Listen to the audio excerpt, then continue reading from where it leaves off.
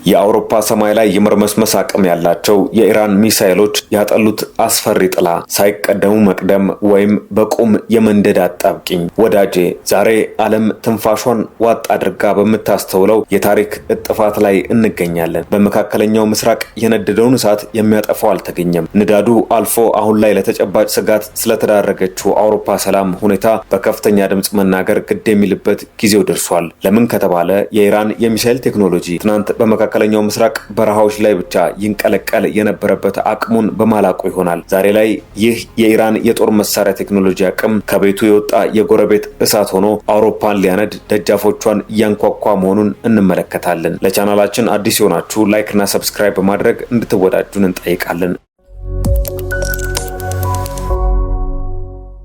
የኢራን ረዥም ርቀት ተተኳሽ ሚሳኤሎች አህጉር አውሮፓን በቀጥታ ኢላማ ውስጥ ለማስገባት የሚያስችል አቅም ላይ መድረሳቸው ተረጋግጧል። አውሮፓ ዛሬ ላይ በሰላም የምታሸልብበት ጊዜ ያበቃ ይመስላል። የኢራን እሳት ለባሹ ሚሳኤል አቅሙን ሊያሳይ እያደባ ነውና አህጉሪቱ በከፍተኛ መጠን የስጋት ድምጿን እያቀለጠችው ነው። ኢራን ያሏት ሚሳኤሎች እንደ መብረቅ ድንገት ከሰማይ የሚወርዱ ናቸው። ሻሃብ 1 እና ፋታህ 110 እነዚህ ከ300 እስከ 500 ኪሎ ሜትር የሚወነጨፉት ሚሳኤሎች በተለይ ኢራንን በሚጎራበቷት የመካከለኛው ምስራቅ ሀገራት እንደ የቅርብ ጠላት የሚታዩ ናቸው።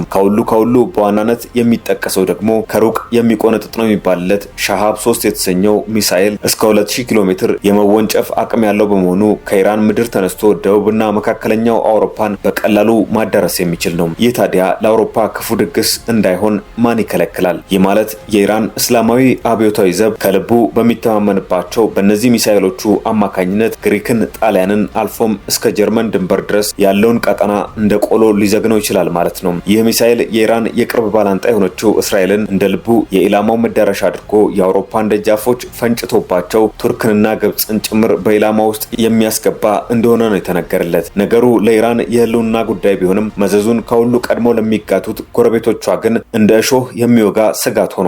ኢራን በዚህ ጉዳይ የከረረ አቋም ላይ መሆኗን የጥቃት ክልሏንም ወዳስፈለገበት አቅጣጫ ለማስፋት ወደ ኋላ እንደማትል በተግባር አሳይታለች። ሚሳኤሎቿን በዲያጎ ጋርሲያ ደሴት ላይ ወደሚገኘው የአሜሪካና የእንግሊዝ የጋራ ወታደራዊ ካምፕ አቅጣጫ መተኮሷም የጥቃት እቅዶቿ ኢላማቸውን ባይመቱም ነገሩ ከማስጠንቀቂያ አልፎ እሳት ለባሾቹ ለተፈላጊው ስምሪት ሁሉ ዝግጁ መሆናቸውን ያሳያል። ኢራን ወደ ደሴቲቱ ሚሳኤሎችን ካስወነጨፈች በኋላ ብዙም ሳይቆይ የእስራኤል ጦር አባል በአውሮፓ በእስያና በአፍሪካ በርካታ ከተሞች አሁን ለአደጋ የተጋለጡ መሆናቸውንና ባለፈው ዓመት ቴህራን እንዲህ አይነት አቅም ያላቸውን ሚሳኤሎች ለማምረት እንዳሰበች ማሳወቃቸውን ተናግሯል። የእስራኤል ጦር ዋና አዛዥ ሌተናንት ጄኔራል አያል ዛሚር ሚሳኤል ከተተኮሰ በኋላ በማህበራዊ ሚዲያ ላይ ባስቀመጡት የቪዲዮ መልእክት ግልጽ ማስጠንቀቂያ ሰጥተዋል። ኢራን 4000 ኪሎ ሜትር ርቀት ላይ ወደሚገኝ ኢላማ 2 አህጉር አቋራጭ ባለስቲክ ሚሳኤሎችን አስወንጭፋለች። ሚሳኤሎቹ እስራኤልን ለመምታት የታሰቡ አልነበሩም ብለዋል። ሚሳኤሎቹ የሚሸፍኑት ርቀት እስከ የአውሮፓ ዋና ከተሞች ድረስ ይሄዳል። በርሊን፣ ፓሪስና ሮም ሁሉም በቀጥታ ለአደጋ የተጋለጡ ናቸው። የቀድሞ የዩናይትድ ኪንግደም ጥምር ጦር አዛዥ ጄኔራል ሰር ሪቻርድ ባሮንን ጨምሮ ሌሎች የመከላከያ ባለሙያዎች ይህ ሁሉ የኢራን የሚሳኤል ክምችትና ተደራሽነት እንደገና መገምገም እንዳለባቸው ተናግረዋል። ቀደም ሲል የኢራን ሚሳኤሎች 2000 ኪሎ ሜትር ርቀት መወንጨፍ እንደሚችሉ እናስብ ነበር፣ ዲያጎ ጋርሻ ደግሞ 3800 ኪሎ ሜትር ላይ ትገኛለች ብለዋል። ኢራን እስካሁን ድረስ በባላስቲክ ሚሳኤል ፕሮግራሟ ላይ ራሷ ላይ ገደብ ማስቀመጧን በመግለጽ ወደ 2000 ኪሎ ሜትር የሚወነጨፉ ብቻ እንዳሏት ተናግራለች።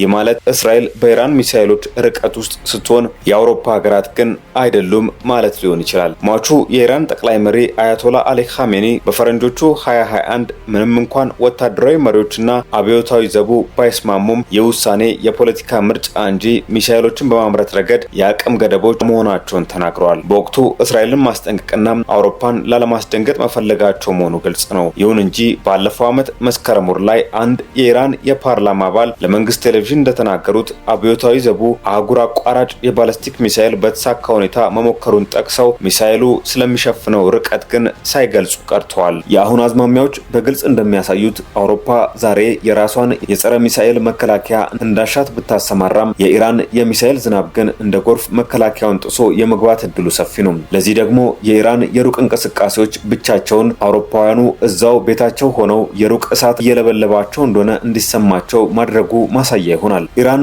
አሁን በህንድ ውቅያኖስ ላይ የምታደርገው የሚሳኤል ሙከራና የጦር መሳሪያዎች ዝግጅትም ዝም ብሎ የዛቻ ጩኸት አይደለም። ይልቁንም ለምዕራባውያኑ የተላከ የሞት ደብዳቤ ይመስላል። ሳይቀድሙ መቅደም በሚለው መርህ ኢራን አውሮፓን በቁጥጥሯ ስር ለማዋል የሚያስችል የጦር ክንድ እያሳየች ነው። ቀድሞ ኢራንን በጠረጴዛው መሃል ሰይሞ ለዓመታት የተካሄደው የኒውክሌር ስምምነትና የዲፕሎማሲ ጥረት ውሃ ቢወቅጡት እምቦጭ ሆኖ ቀርቷል። የኢራንን የኒውክሌር ፕሮግራም እንዲቆጣጠር የተፈረመው የስምምነት ሰነድ በመጀመሪያው ዙር የዶናልድ ትራምፕ አስተዳደር ተሽቀንጥሮ መጣሉ ነገሩን አበለሻሽቶታል። ቀጥሎም ስምምነቱ ነፍስ እንዲዘራም ኢራን በኒውክሌር ፕሮግራሟ ዙሪያ ውል እንድታስር የፈሰሰ ውሃ ለማፈስ የተደረገው ጥረትም እንደ ጉንበኑ ቀርቷል። አውሮፓውያኑ በሰላም መንገድ ለመሄድ ቢሞክሩም ኢራን ግን በጓሮዋ የጠላቶቿን አቅም አስልታም የጦር አቅሟን ስታፈረጥም መቆየቷ ዛሬ ላይ በግልጽ ታይቷል። የእስራኤል ባለስልጣናት አውሮፓ ተኝታለች፣ እሳቱ ግን ደጃፏ ደርሷል እያሉ የሚጮሁት ጩኸት አሁን ትርጉም እየሰጠ ይመስላል።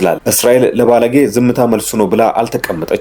የኢራን ሚሳኤሎች አውሮፓ ድረስ የመድረስ አቅም አላቸው የሚለው ለእስራኤል ባለስልጣናት ጆሮን ጭው የሚያደርግ መርዶ ነው። እስራኤል የራሷን የጸረ ሚሳኤል መከላከያ ብታጠናክርም የኢራን የሚሳኤል ብዛት ግን ተዘግኖ የማያልቅ መሆኑ አሳስቧታል። እዚህ ጋር አንድ መገንዘብ ያለብን ነገር ቢኖር ጠላት ቢሞት ደስ አይበልህ የሚተካው አይታወቅምና እንደሚባለው በዚህ ቀውስ ውስጥ ማንም አሸናፊ ሊሆን አይችልም። እስራኤልና ምዕራባውያኑ ሀገራት ሀዲዱን በሳተ ስሌት የጀመሩት ግጭት የከፋ ውርደት እንዳያስከትልባቸው በከፍተኛ ጥንቃቄና ስጋት ላይ ናቸው።